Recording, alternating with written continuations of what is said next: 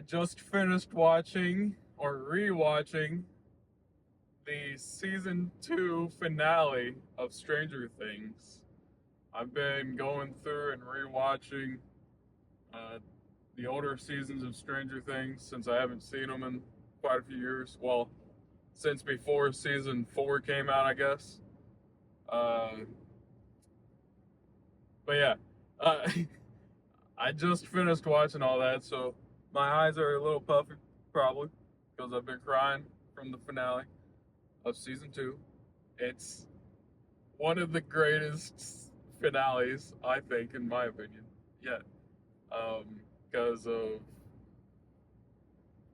of Dustin and Nancy at the Snowball, and just all the characters at the Snowball. Anyway, um, I am on my way to go watch a couple movies in Springfield at AMC. I've been planning on watching The Running Man, like the old 1987 Running Man or whatever. But when I had scheduled that and planned on recording it this past week, I got sick.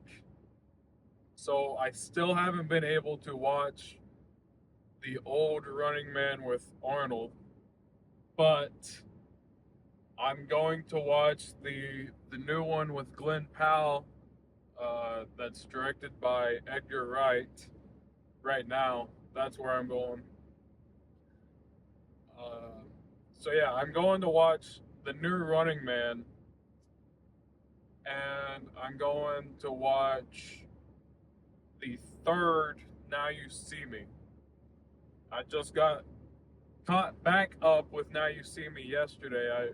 I sat down and watched the first two because it's been a few years since I've watched those. So I watched those yesterday, and then I've just been watching Stranger Things season 2 since then. But yeah, I plan on still watching the Running Man 1987 movie for Patreon as a full watch along. I most likely won't be able to edit that and like make a movie reaction out of it for YouTube because I've just got too many other things planned for the end of this month, and in December there's quite a few things that I want to watch, so I won't have time to edit it down for YouTube, but I do still plan on watching it and having a watch along for Patreon. So if you're interested in that, I will have the older 1987 Running Man hopefully up by next weekend on Patreon. And this week, as I will be posting this review, um, I have a rewatch of Wizard of Oz being scheduled and posted this week. And I also have my first time reaction for Wicked, the first part of Wicked.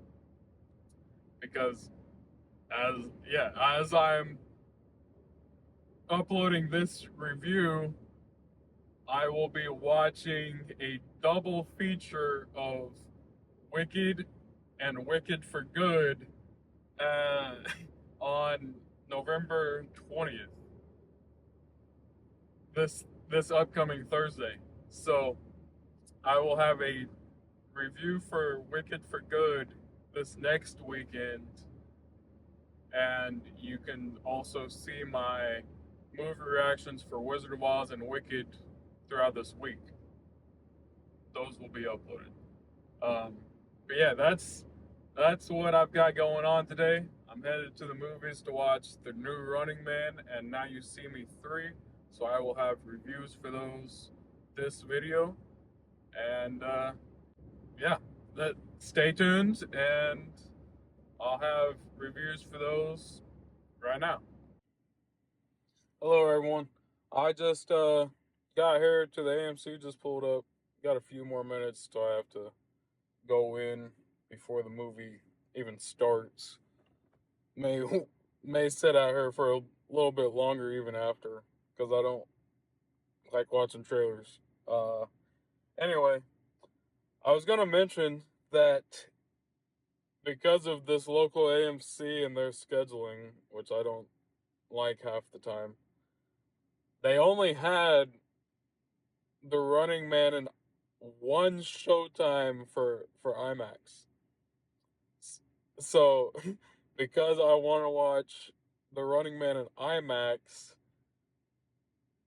I'm gonna have to watch Now You See Me 3 with with subtitles on the screen, with open captioning on the screen. Because again, the this local AMC is fucking dumb with their showtimes and scheduling. Just finished watching The Running Man in IMAX. That is one of the greatest book adaptations I have ever seen. Oh my god. Oh my god.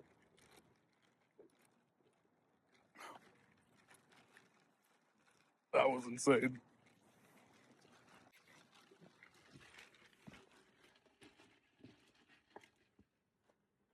Alright.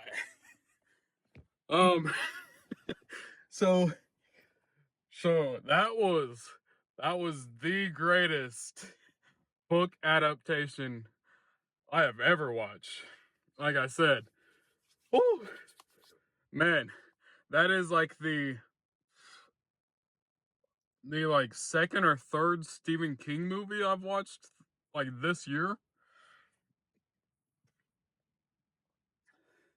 And yeah, it is like it was a better uh what was the other one? The Life of Chuck with Loki or Tom Hiddleston. He uh he was great in The Life of Chuck, but there were a lot of things that changed from the book to the movie for The Life of Chuck. But for this one, yeah, it's like an 8-hour long book if you listen to the audio book on Audible. Um it's like 8 hours long. So they still had to go from 8 hours, like an 8 hour story, down to a 2 hour movie. So there were things that were left out, of course. But with that being said, they hit almost every single plot line from the book. They hit like almost everything.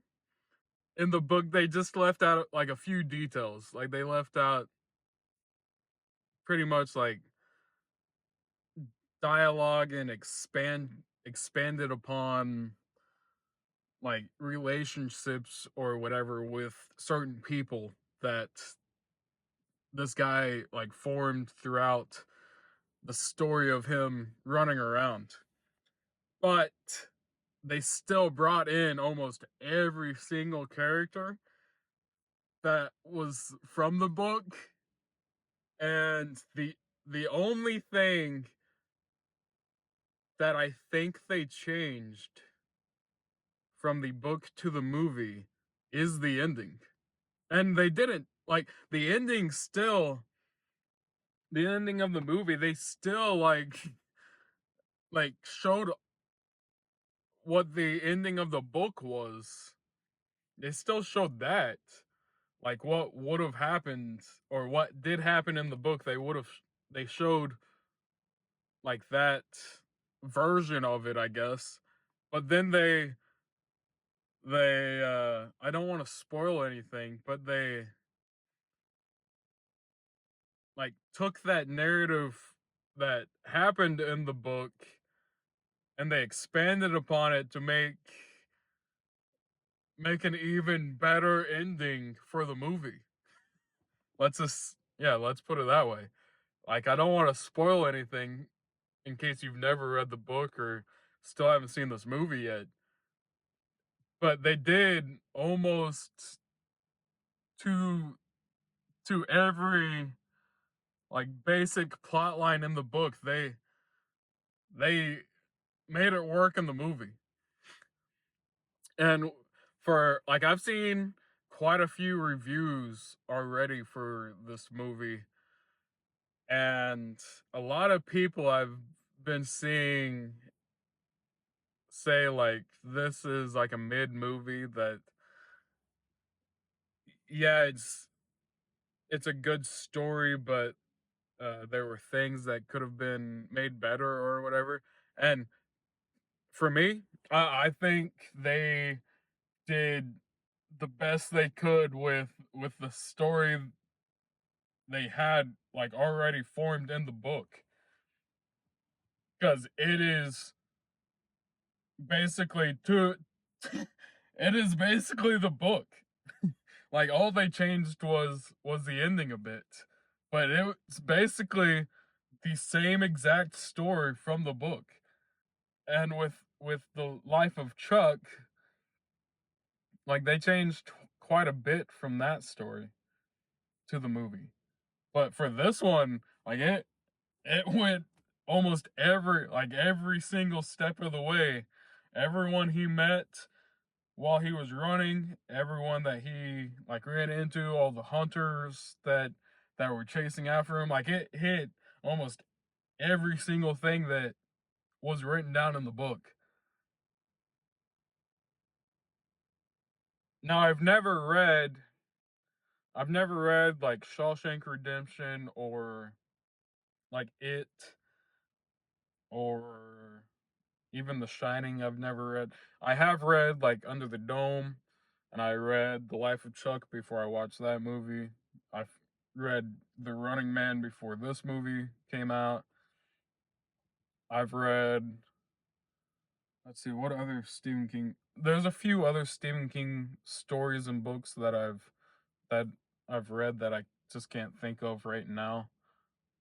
But I need to expand my Stephen King knowledge a little bit more and start reading or listening to his audiobooks more so I can go back and watch the older adaptations that have come out.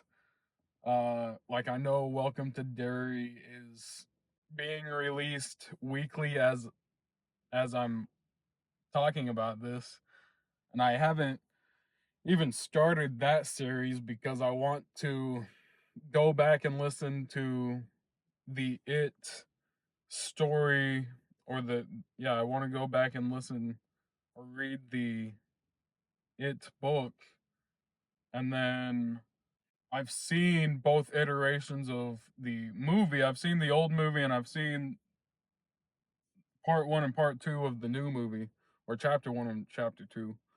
Um but it's been a while since I've seen any of those. So I do want to go back and listen to it for the first time, and then watch both versions of the movie before I start Welcome to Derry.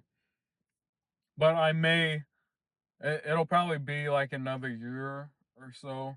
Maybe when they release season 2, if there ends up being a season 2 for Welcome to Derry, maybe I'll react to season 1 right beforehand and then go into season 2.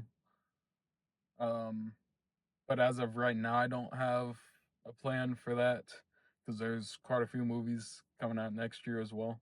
But yeah, this year is the year for Stephen King. Like we had The Life of Chuck, we have Welcome to Derry, we have The Running Man. I know there was another Stephen King movie that came out this year. The Monkey.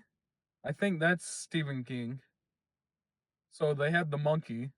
Um, but I believe there was another movie that was out this year that I watched. I didn't get to watch The Monkey. I need to still watch it.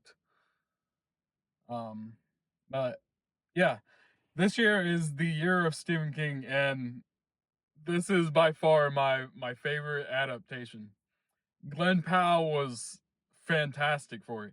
And when I was listening to the audiobook, there was a few words that Stephen King has gotten away with writing down, like the hard R, um, that would not would not slide like nowadays.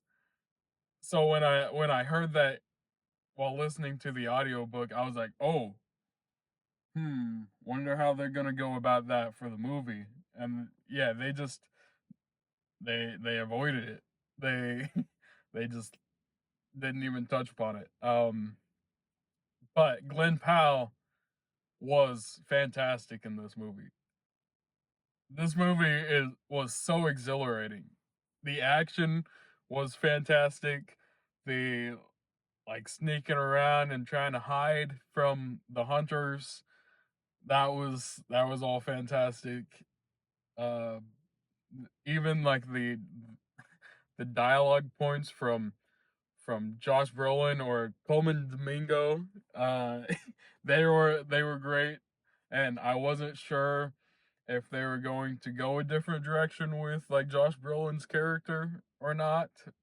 Um, but yeah, I loved the changes that they did make for the ending of the movie, and yeah, it's just one of my favorite adaptations so far. It's one of my favorite book adaptations so far. And I've read quite a few books and have watched like the movie adaptations. Like one of my first books that I ever read in high school that I knew there was a movie adaptation for, that I then watched like after reading the book series, was Dan Brown's Da Vinci Code. I've read I've read Da Vinci Code, I've read Angels and Demons, I've read Inferno, I've read like that entire series.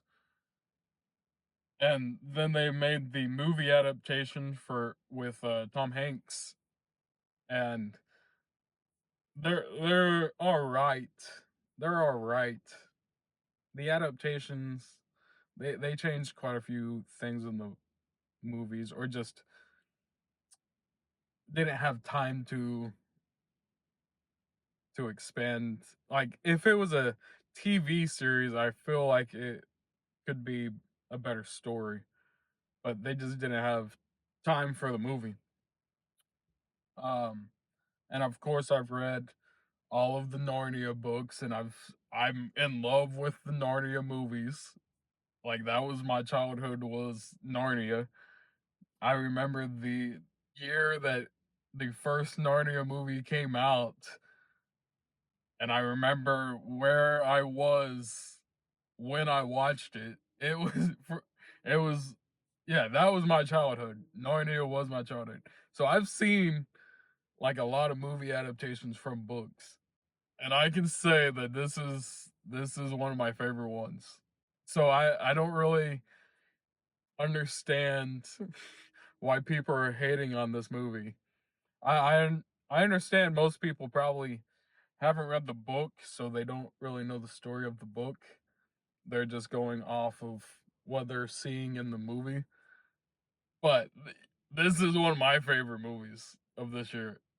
I don't know if it'll make the top 10 or not. We'll see at the end of the year when when I get to making those videos of my, normally, if this is your first time, well, I guess this is a new channel, so this will be the first year for this channel of making those videos. But normally I will make like a top 10 most favorite movies of the year, a top 10 most disappointing movies, and a top 10 most surprising movies of the year. Uh, so I don't know if it'll make any of those three, we'll see by the end of the year. There's been a lot of really great movies this year, but it it is one of my favorite adaptations. One of my favorite Stephen King adaptations. Yeah, yeah. This was such a good movie. It really was, and the casting in it was great. Like seeing Josh Brolin, Coleman Domingo, who I only really know Coleman Domingo as the guy from Fear the Walking Dead. That's really all I know him from. But he did play the voice of the Green Goblin in the Friendly Neighborhood Spider-Man animated show that came out recently. I do know that he was the voice of Green Goblin. Um, or Norman Osborn. I don't think he became Green Goblin yet, but Norman Osborn, um, he did great in that role. So I don't really know much about Coleman Domingo other than Fear the Walking Dead, which I like. He's the best part of that show. Him in the tower, uh, or even the first few seasons with him being the guy on with the boat, you know. But yeah, he was great in this.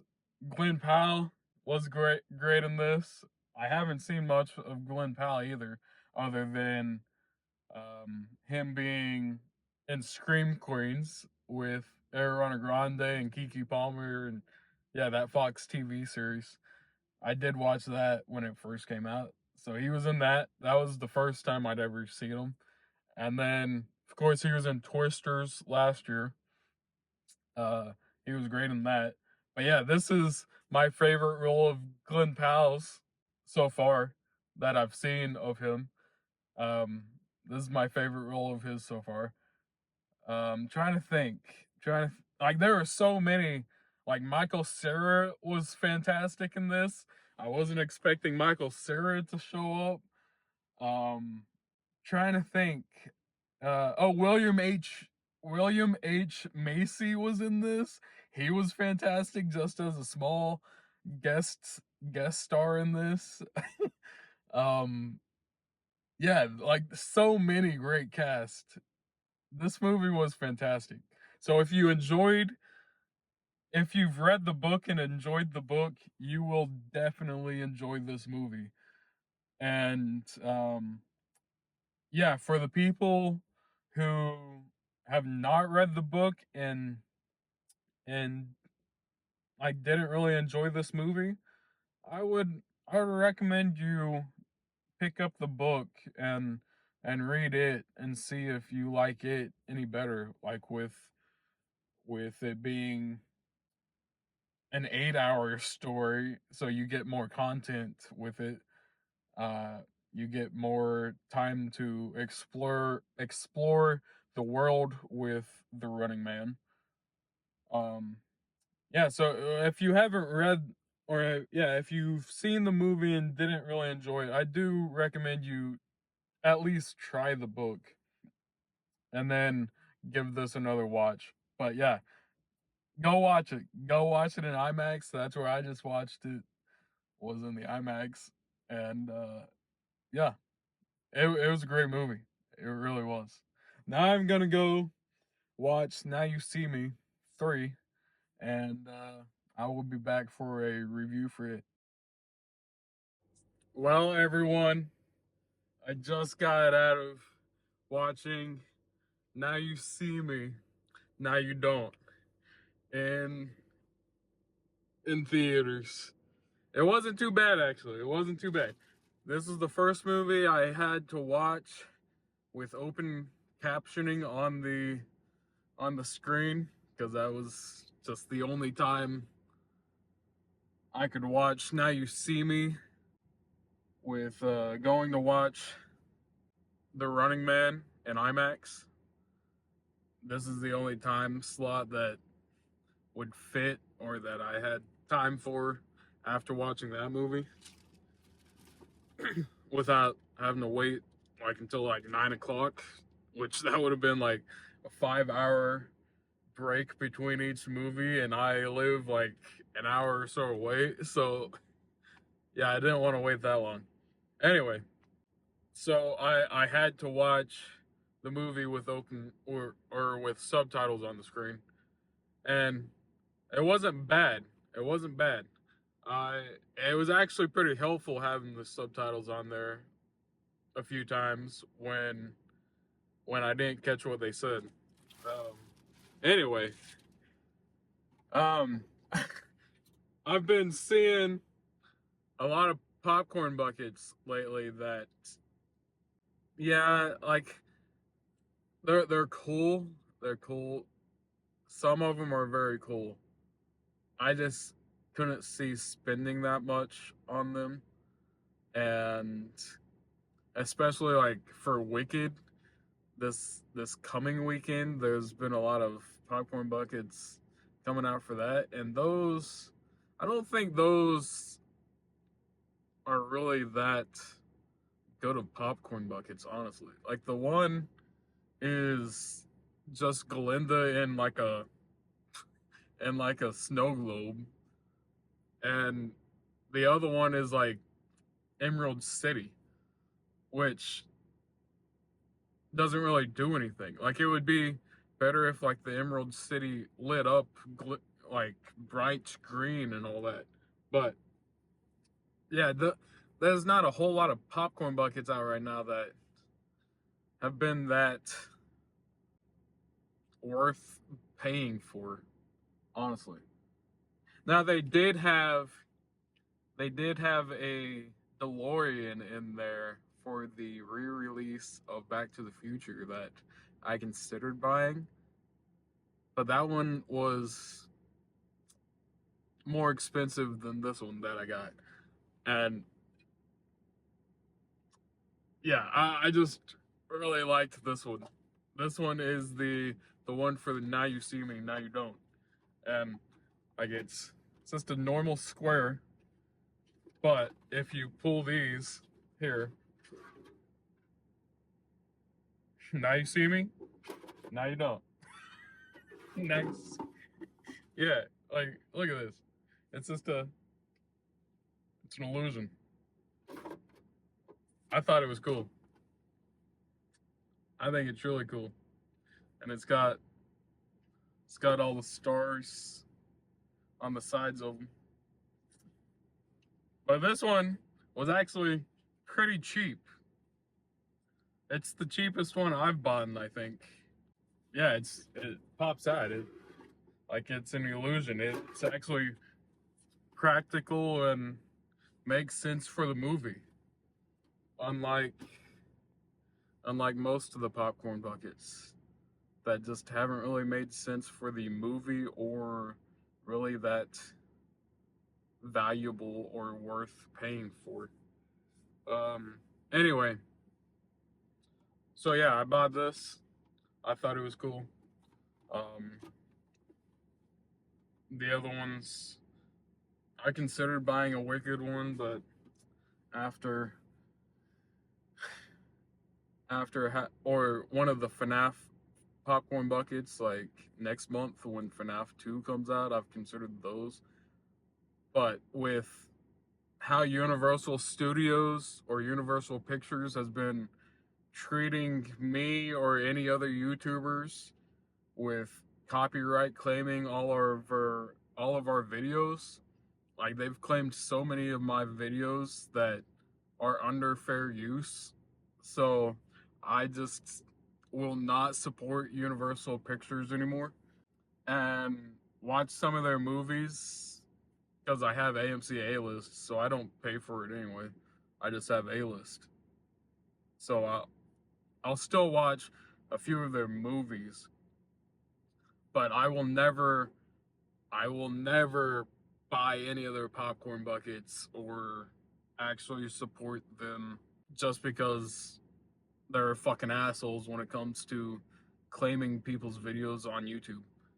Anyway, Lionsgate though. Lionsgate has always been great. I mean, they got Now You See Me, And Now You See Me was fucking fantastic. It was a fantastic movie. Like it was a blend of the first and second one. There was a lot of really cool new illusions and inventions that they came out with, you know, especially including like technology and AI.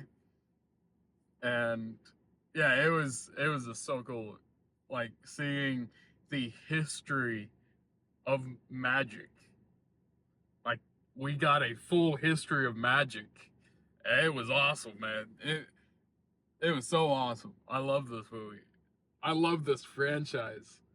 And I don't want to spoil anything, but the ending kind of leaves us to believe that they're going to continue the franchise. This isn't the end. They're going to still they're still going to be there. The Horsemen are still going to appear eventually. Hopefully. That's that's what I was led to believe at the end. This is not the finale. It's just beginning. It's just beginning. I mean, I've heard interviews with the cast saying that they would make a ton of these movies until they die.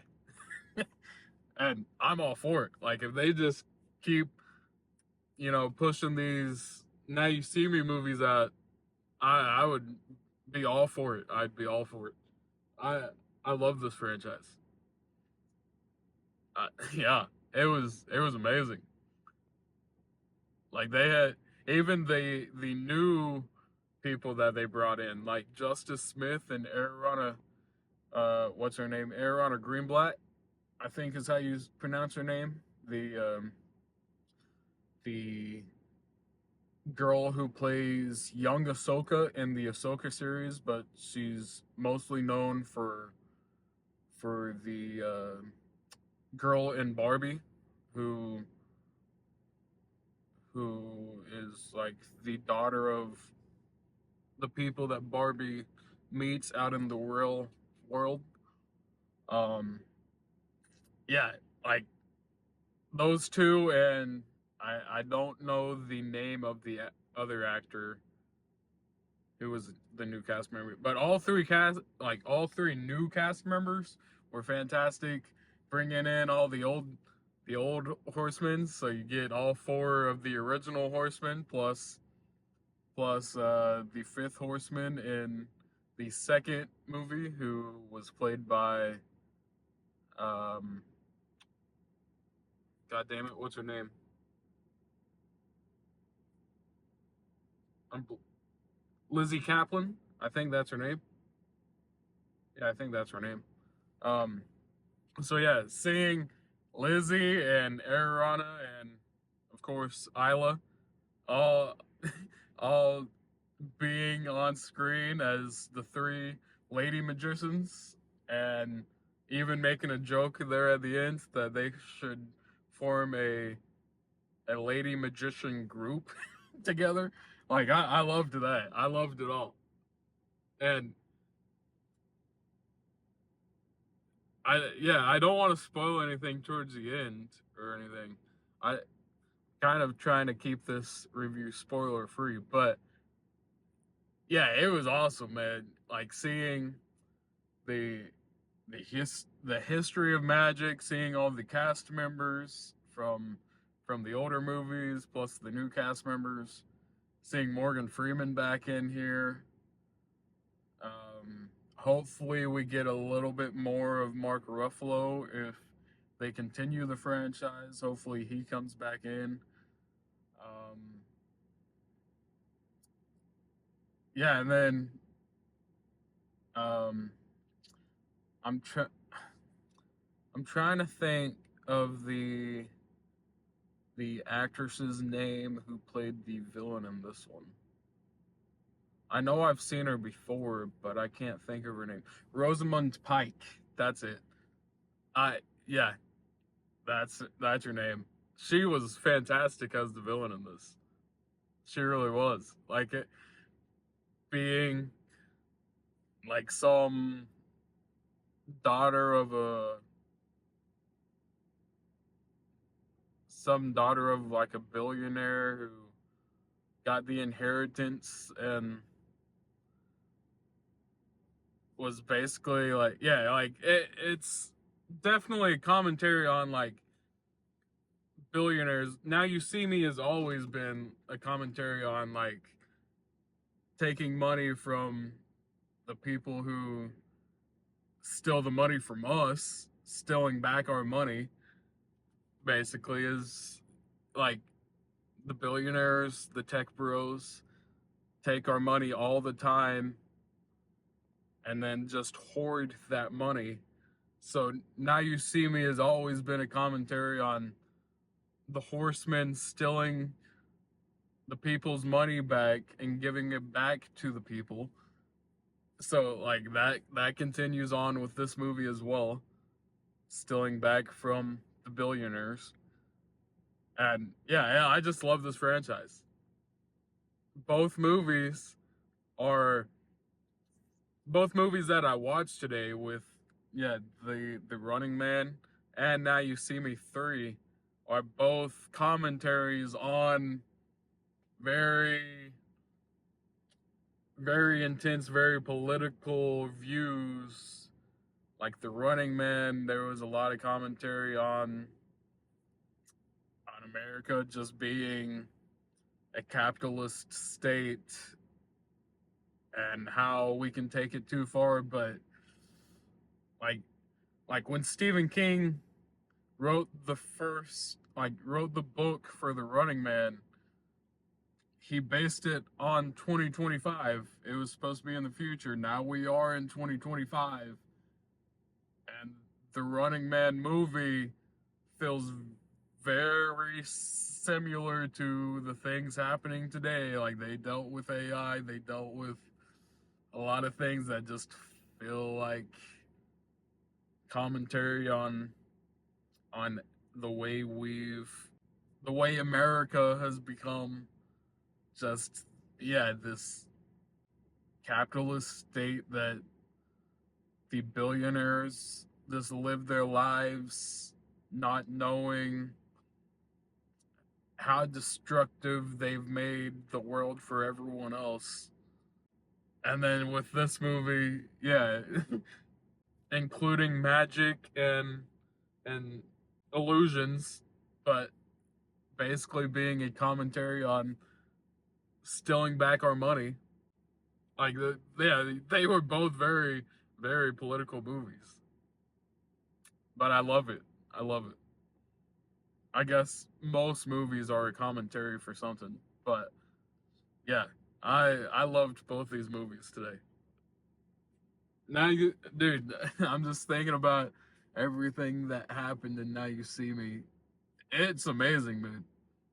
And when I was rewatching the first and second one yesterday, now this one is the third one. Now You See Me, Now You Don't is directed by the guy who directed the first one. I did see that there in the credits. I did see his name pop back up. So we did get the original director back. But as I was watching Now You See Me 2 yesterday, it got to the credits of the movie and I saw John M. Chu's name pop up and I was like, what the hell? John M. Chu directed this? What the fuck? I did not know that. I never realized that. And I had just watched Wicked the week before, preparing for this week when Wicked and Wicked for Good comes out. Or yeah, the double feature this weekend that I'm going to watch. Like I never realized John M. Chu was the director of Now You See Me 2 until his name popped back up, and I was like, oh my god, it makes sense. It makes sense why the visuals are just, yeah, like it makes sense. The visuals were just out of this world in Now You See Me Too. Not saying that that director of the first and second one doesn't have great cinematography and visuals as well, because he does, but it's more of it's more of like illusionary, um and like um yeah, like dealing with the lights and stuff, like, you know what I mean, like it their first movie and the third movie seem to deal with like a lot of practical effects and just like, yeah, like base focused on like the lighting and the camera movements and all that. But in the second movie, Now You See Me Too, like it's more focused on like just uh what am I trying to say? Just like, I don't know if they added more like visual effects to the second movie than they did the first one, but it seemed like they did a little bit more visual effects and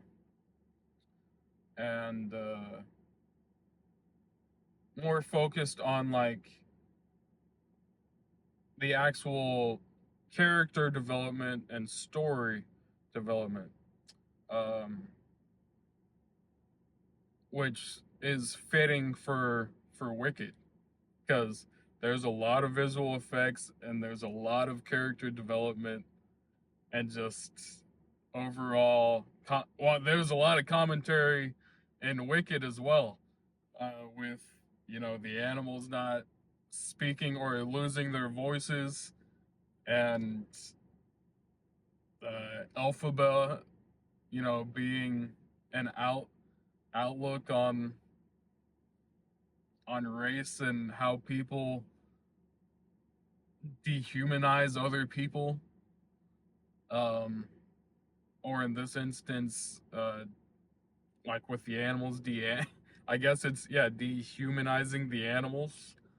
Um, but yeah, like, so there's just a lot of commentary with the last few movies I've watched, whether it was, you know, Wicked or The Running Man or Now You See Me 3.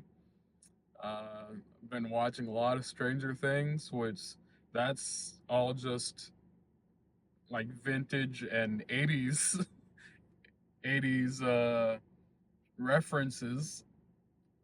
Um but yeah, yeah. Now You See Me 3, it was it was awesome. And there was a lot of cinematography and like camera work, like a lot of different camera angles. Uh Honestly, I didn't even know how they pulled off some of the stuff. Like like when they were in the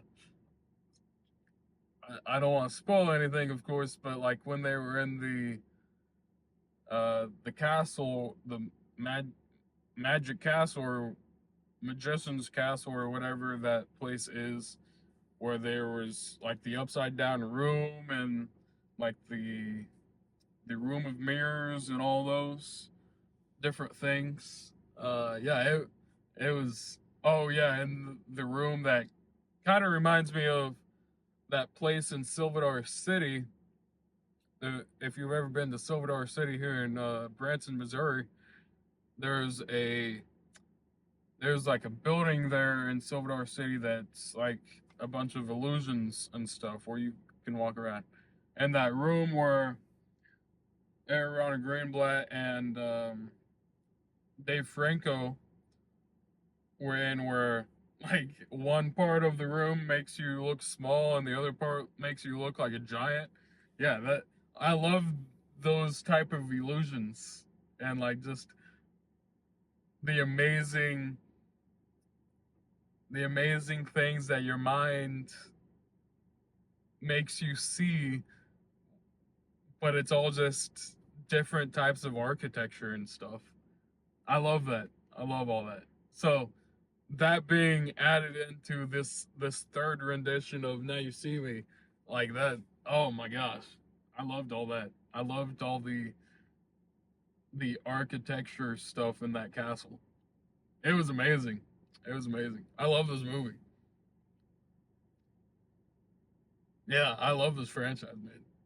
I hope they bring more. I hope they make more. But yeah, that's my review for Now You See Me, Now You Don't. Go watch it. Go watch it in IMAX if you can. I didn't get to watch it in IMAX. I don't even know if it was made for IMAX. You may not be able to watch it in IMAX. But go watch it in theaters at least. It was good. It was really good. Yeah. Well, that's gonna be my review for The Running Man. And Now You See Me 3. I hope you guys enjoyed this video. I know I've been talking for a long time now between the between two reviews. But yeah, go watch it. Go watch both movies, and I will see you guys later on this week when I come back here to watch my double feature of Wicked and Wicked for Good. Also, I have my movie. Well, today, as I'm recording this on Monday, my movie reaction to Wizard of Oz should have been posted. And then on Wednesday, the day before I come and watch the double feature, my Wicked movie reaction should be posted. So go watch those if you haven't. Go support my other videos, and I will be back to review Wicked for Good. And then next week I will be back here for Thanksgiving to review Zootopia 2 and that new Elizabeth Olsen and Miles Teller Eternal movie, whatever that movie is. So yeah, I will see you guys later. All right, bye bye.